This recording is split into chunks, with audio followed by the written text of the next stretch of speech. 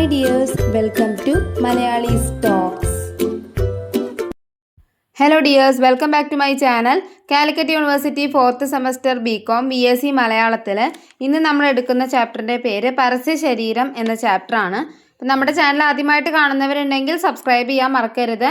ഞാനൊരു blog channel start ചെയ്തിട്ടുണ്ട്, അതിൻ്റെ ലിങ്ക് ഡിസ്ക്രിപ്ഷനിൽ കൊടുക്കാം. എല്ലാവരും ഒന്ന് സബ്സ്ക്രൈബ് ചെയ്ത് സപ്പോർട്ട് ചെയ്യാം കേട്ടോ. ഓക്കെ, അപ്പോൾ നമുക്ക് സ്റ്റാർട്ട് ചെയ്യാം. അതിനു മുമ്പ് ഒരു കാര്യം കൂടി ഓർമ്മിപ്പിക്കുകയാണ്. നോട്ട്സ് ടെലഗ്രാമിൽ അപ്ലോഡ് ചെയ്തിട്ടുണ്ട്. ടെക്സ്റ്റിൻ്റെ ബാക്കിലുള്ള നോട്ട്സാണ്. ഇതെന്താ ടെക്സ്റ്റ് അയച്ചിരിക്കുന്നതെന്ന് പറഞ്ഞാൽ ആരും എൻ്റെ അടുത്തേക്ക് വരരുത്. കാരണം ടെക്സ്റ്റ് ഇല്ലാത്തവർക്ക് വേണ്ടിയിട്ടാണ് ഞാൻ ആ നോട്ട് അയച്ചു തന്നിരിക്കുന്നത്. അപ്പോൾ വേണ്ടവർക്ക് നോക്കാം കേട്ടോ. മലയാള സാഹിത്യത്തിലെ പ്രശസ്ത കഥാകൃത്തായ EP ശ്രീകുമാറിൻ്റെ കഥയാണ് പരസ്യ ശരീരം എന്ന് പറയുന്നത്. ഈ കഥയിലെ കേന്ദ്ര കഥാപാത്രം എന്ന് പറയുന്നത് കോളേജ് അധ്യാപകനായിട്ടുള്ള ഒരു കഥാകൃത്താണ്.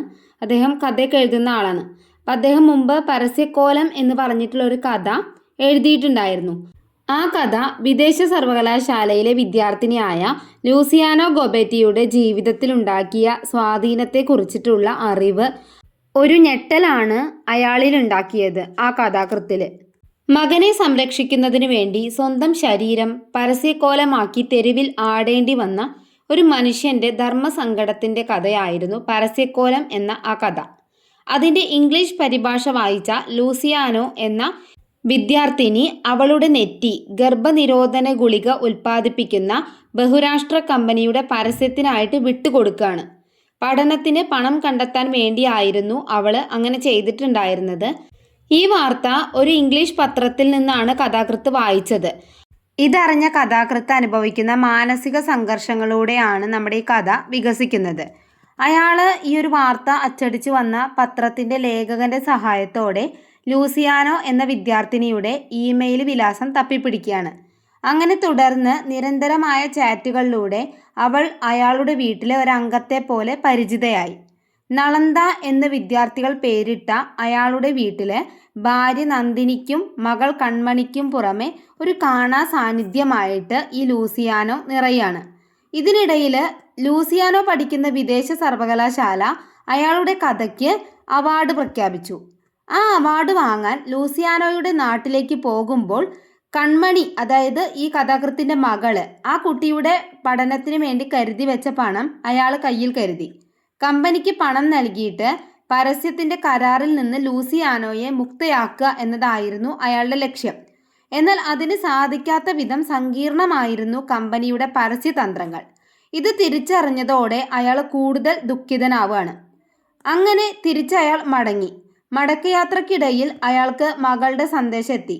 അവളുടെ പഠനത്തിന് നല്ലൊരു ഓഫർ വന്നിട്ടുണ്ട് എന്നാണ് സന്ദേശം. പെട്ടെന്ന് മകളുടെ അരികിലെത്താൻ അയാൾ ആഗ്രഹിക്കുന്നുണ്ട്. ഈ കഥ സ്പോൺസർ ചെയ്യാൻ ഒരു സ്ഥാപനം തയ്യാറായി വന്നിരിക്കുകയാണ്. ഈ രഹസ്യം കഥാകൃത്ത് വെളിപ്പെടുത്തുന്നിടത്ത് കഥ അവസാനിക്കും.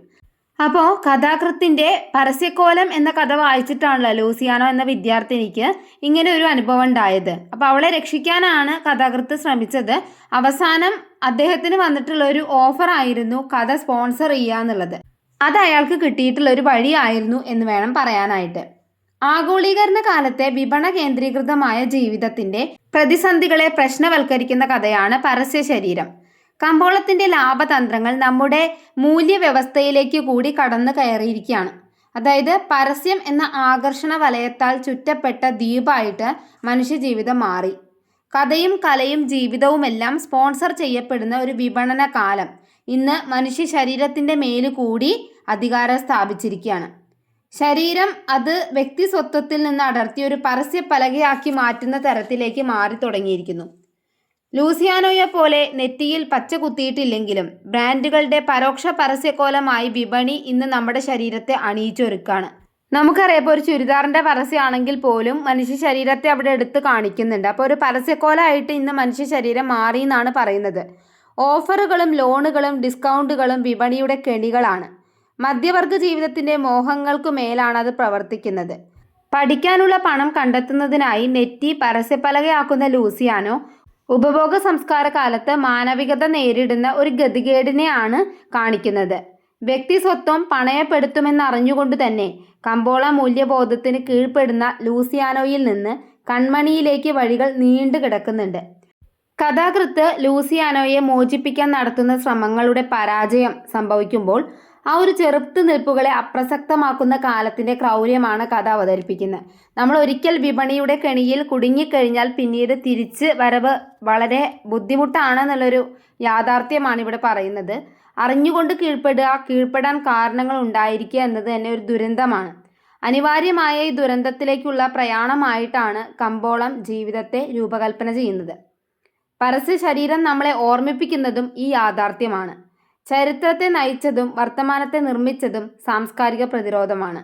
ഇത്തരത്തിലുള്ള സാധ്യതകളുടെ പ്രതിനിധാനമാണ് കഥയ്ക്കുള്ളിലെ കഥയും കഥാകൃത്തും. ശരിക്കും വിപണി രൂപപ്പെടുത്തുന്ന മനുഷ്യത്വ വിരുദ്ധമായ പ്രവണതകൾക്കെതിരെയാണ് പരസ്യക്കോലം എന്ന കഥ അദ്ദേഹം എഴുതിയിരിക്കുന്നത്. ഈ കാണുന്ന പുരസ്കാരങ്ങളും സ്പോൺസർഷിപ്പൊക്കെ സർഗാത്മകതയെ വിലക്കിയെടുക്കാനുള്ള മാർഗങ്ങളാണ്. അപ്പോൾ അത് തിരിച്ചറിവ് വരുമ്പോൾ തന്നെ അത് കൃത്യമായി ഫലം കാണുന്നു എന്നാണ് യാഥാർത്ഥ്യം. അതായത് അത് തിരിച്ചറിഞ്ഞിട്ട് തന്നെ അവിടെ ഫലമുണ്ടാവുന്നുണ്ട്.